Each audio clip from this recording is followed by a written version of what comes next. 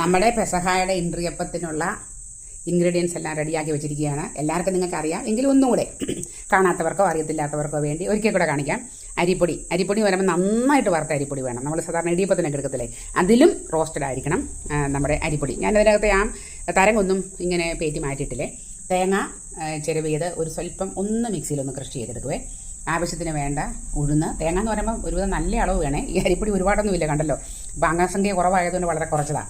അപ്പോൾ തേങ്ങ ഒന്ന് ക്രഷ് ചെയ്ത് വെച്ചു, ഉഴുന്ന് അരച്ച് വെച്ചു, ഉപ്പ് ആവശ്യത്തിന്, ഇത് വെളുത്തുള്ളി അരച്ചത്, ഇത് ജീരകം അരച്ചത്. ഇത്രയും സാധനങ്ങൾ ചേർത്താണ് നമ്മൾ ഇൻട്രിയപ്പം ഒരുക്കുന്നത്. അപ്പോൾ നമുക്ക് ഇത് സാധാരണ കുടുംബനാഥന്മാരാണ് ചെയ്യാറുള്ളത്.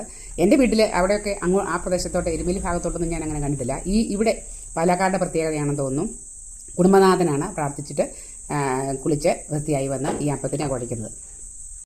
അങ്ങനെ അപ്പം ഉണ്ടാക്കാനുള്ള കുഴയ്ക്കാനുള്ള ചുമതലയൊക്കെ റേച്ചാൻ ഏറ്റെടുത്തു.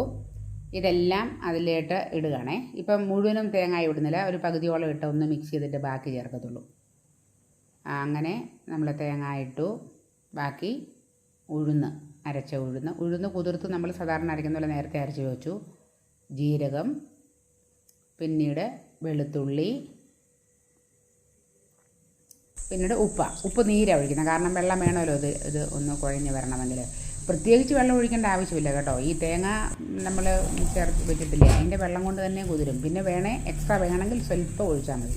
ഈ കാണുന്ന ടെക്സ്ചർ കണ്ടോ, ഇതാണ് വേണ്ടത്. ഇനി ഒരു കലാപരിപാടിയുണ്ട്. എന്തെന്നറിയാവോ, നമ്മുടെ ഇൻട്രിയപ്പത്തിന് ഒരെണ്ണം കുരിശപ്പമല്ലേ, അതുപോലെ പാല് കാച്ചുമ്പോഴും കുരിശുണ്ടാക്കണം. അതിന് നമുക്ക് ഒശാന ഞായറാഴ്ച കിട്ടുന്ന ഓലയിൽ നിന്ന് നമ്മളിതുപോലെ മുറിച്ചെടുത്ത് ഞാൻ 2 കുരിശുണ്ടാക്കി. ഒന്ന് ഇൻട്രിയപ്പത്തിൽ വെക്കാനുള്ള കുരിശപ്പത്തിനും, ഒന്ന് പാല് കാച്ചുന്നതിനിടാനും.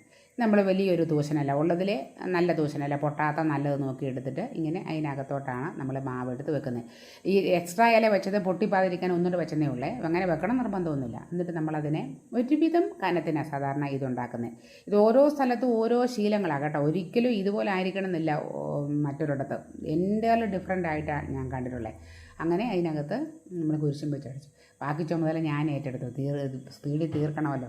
ഇത് കണ്ടോ, ഇങ്ങനെയാണ് നമ്മൾ ഇൻട്രിയപ്പം ഉണ്ടാക്കുന്നത്. കണ്ടോ, മാവ് കുറച്ചെടുക്കുക, സ്വല്പം വെള്ളം തൊട്ട് ഒന്ന് കൈകൊണ്ട് നമ്മൾ അട പോലെ പരത്തും. അത് നമ്മുടെ ഇഷ്ടം പോലെ. എനിക്കുണ്ടല്ലോ, എനിക്ക് ശരിക്കും കനം കുറഞ്ഞിരിക്കുന്ന ഇഷ്ടം. റേച്ചാൻ ഇച്ചിരി കനം ഉള്ളതാണ് ഇഷ്ടം. ഒന്ന് നിന്നാൽ വയറ് നിറയണം, അതിനായിരിക്കും. കൊച്ചുങ്ങൾക്കും തീർത്ത് കനം കുറഞ്ഞതാണ് ഇഷ്ടം. അപ്പം ഞാൻ എല്ലാ സൈസിലും ഉണ്ടാക്കിയിട്ടുണ്ട്.